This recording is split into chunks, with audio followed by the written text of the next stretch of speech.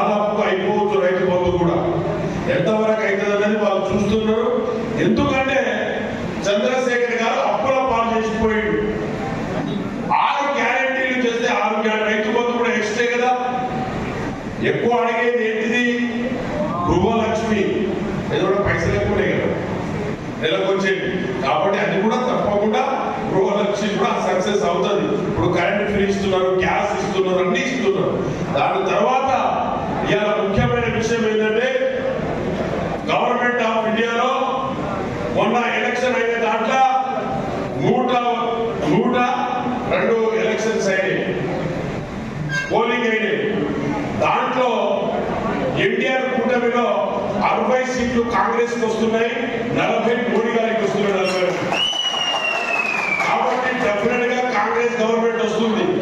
Congress government వస్తే ప్రతి అక్కలకు ప్రతి చెల్లెకు సంవత్సరానికి ₹1,00,000 అకౌంట్ లో వస్తుంది. సోనియా గాంధీ గారు కానీ రాహుల్ గాంధీ గారు కానీ ఒక్కసారి మాటిస్తే ఆ మాట మీద ఉండే ఫ్యామిలీ. రాహుల్ గాంధీ గారు ప్రైమ్ మినిస్టర్ అయిపోయిన తర్వాత ప్రతి మహిళకు, ప్రతి అక్కకు, ప్రతి చెల్లకు 100% ₹1,00,000 ఒకటో నెలకు సంవత్సరానికి ఒకసారి వస్తుంది. ₹1,00,000.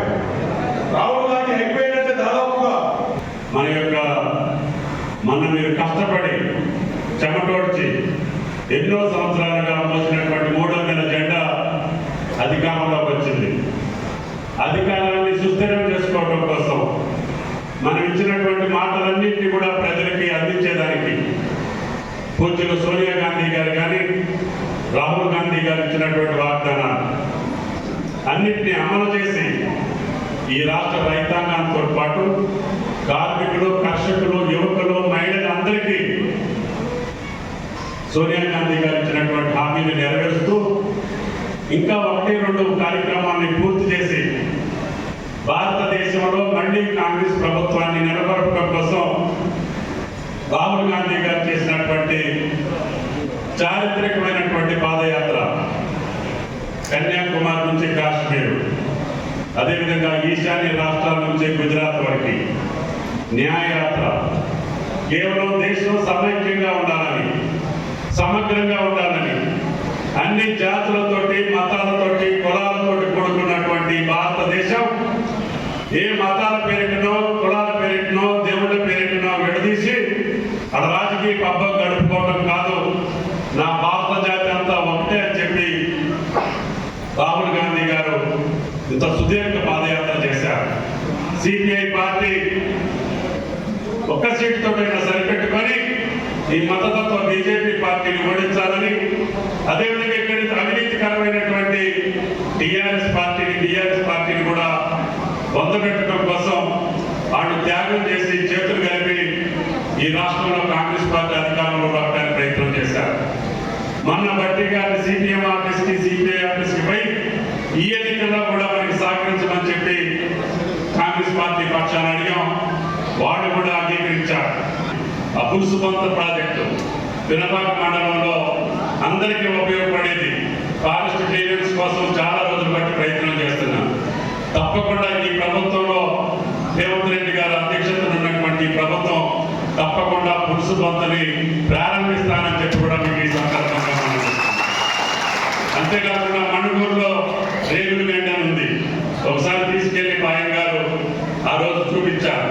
తప్పకుండా దాన్ని పూర్తి స్థాయిలో మనకి వినియోగపడేటట్టుగా పూర్తి చేసుకోవడం. 3వది తుమ్మలపల్లి చెరువు. ఇప్పుడు వచ్చేటటువంటి సీతారామ కాలం ద్వారా పంప్ హౌస్ నుంచి ఒక పంపు తుమ్మల చెరువులో పెడితే సుమారు 17,000 ఎకరాల మళ్ళీ సేద్యంలోకి వస్తుంది.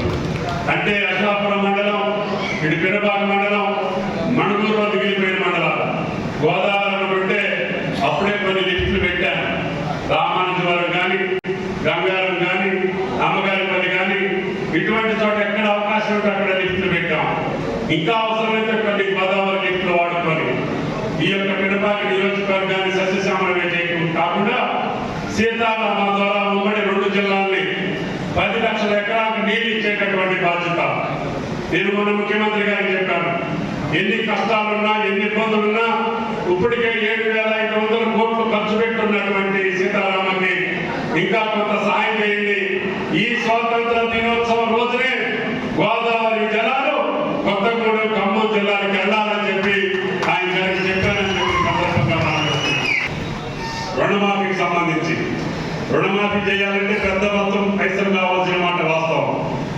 కానీ కేసీఆర్ మాదిరిగా అవసరం వచ్చినప్పుడల్లా ఒక 25,000, అవసరం వచ్చినప్పుడల్లా ఒక 25,000 5 సంవత్సరాలు వేసుకుంటా పోతే మీ వడ్డీకే సరిపోద్ది.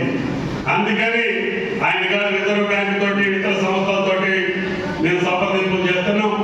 భగవంతుడి దయ వల్ల స్వాతంత్ర దినోత్సవం లోపలనే 2 లక్షల రూపాయలు ఒకేసారి మీ అకౌంట్ లో చేయించేటటువంటి బాధ్యత కాంగ్రెస్ పార్టీ తీసుకుంటుందని చెప్పి ఈ సందర్భంగా మనం చెప్తున్నాం. అంతేకాదు నష్టపరిహారం పంటలు నష్టపోతే గతంలో ఇన్సూరెన్స్ వచ్చేది. బ్రహ్మాండం తెలుసు, కోఆపరేటివ్ బ్యాంకులను ఏదైనా బ్యాంకులో అప్పు తీసుకున్నాడికే ఆ ప్రీమియం కట్టినందుకే ఇన్సూరెన్స్ ఉండేది. మన ముఖ్యమంత్రి గారు క్యాబినెట్ లో చెప్పారు, సార్ ఎట్టి పరిస్థితుల్లో వడగండ మన వస్తుంది, నిన్న మొన్న ఇటు కూడా కాదు వచ్చింది, మొక్కజొన్న చేతి పడిపోయింది. అటువంటి రైతులకి పూర్తి స్థాయి నష్టపరిహారం కావాలంటే ఇన్సూరెన్స్ ఉండాలి. ఇన్సూరెన్స్ ఉండాలంటే ఆ రైతుల ప్రీమియం మనమే కట్టాలి. అది 3,000 కోట్ల, 4,000 కోట్ల, 5,000 కోట్ల ఎంతైతే ఇన్సూరెన్స్ కంపెనీలకి ప్రభుత్వమే కట్టి మీ ప్రతి పంటకి ప్రతి ఎకరానికి భరోసా ఉండేటటువంటి ప్రభుత్వం రేవంత్ రెడ్డి గారి ప్రభుత్వం అని చెప్పి సందర్భంగా మాట్లాడుతున్నారు. శాసనసభ్యుడు పాయం గారు కానీ వెంకట్రావు గారు కానీ ఆ పక్క ఈ పక్క ఉన్నారు. తప్పకుండా గోదావరి తీర ప్రాంతంలో కట్టే సీతమ్మ సాగర్ కానీ సీతారామ కానీ తప్పకుండా పూర్తి చేసుకొని అటు ప్రాంతం ఇటు ప్రాంతం సస్యశ్యామలం చేయడమే కాకుండా ఈ 2 జిల్లాల్ని పచ్చని పంటలతోటి తరబడిల్లేటట్టుగా రేవంత్ రెడ్డి గారి ప్రభుత్వంలో కృషి చేస్తానని చెప్పి విజ్ఞప్తి చేస్తూ మమ్మల్ని మొన్న బ్రహ్మణ్ గారు చెప్పినట్టుగా మేము ఆలస్యంగా వచ్చినా కూడా అర్థం చేసుకున్నాము. అందరూ అభిమానించారు.